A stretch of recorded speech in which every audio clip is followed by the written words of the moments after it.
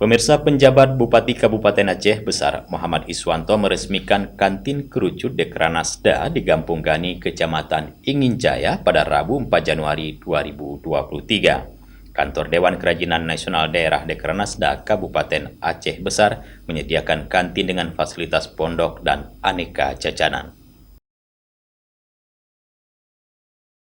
Kantor Dewan Kerajinan Nasional Daerah Dekranasda Kabupaten Aceh Besar menyediakan kantin dengan fasilitas pondok berbentuk atap kerucut berbahan daun rumbia.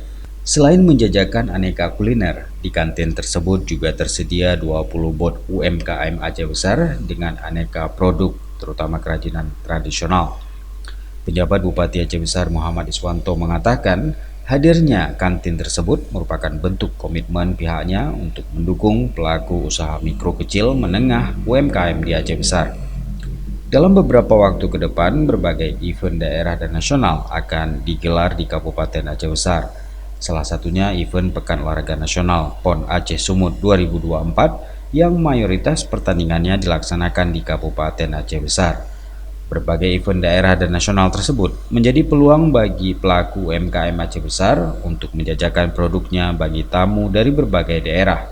Oleh sebab itulah penguatan sektor UMKM perlu terus digencarkan. Selain sektor UMKM, untuk menyambut ragam event tersebut, Pemkab Aceh Besar juga terus mengembangkan potensi pariwisata, membangun komunikasi dengan pelaku wisata, dan rutin menggerakkan ASN untuk membersihkan lokasi wisata setiap hari Sabtu dengan aksi 1 jam membersihkan sampah sambil terus mengembangkan sarana prasarana lokasi wisata.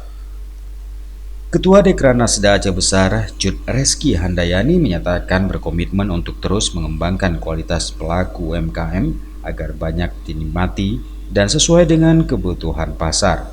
Selain memberikan pelatihan agar produk UMKM Aceh Besar menarik dan inovatif, juga menyediakan lapak di kantin kerucut ini agar promosi dan pemasaran produk bisa dijangkau luas oleh berbagai kalangan.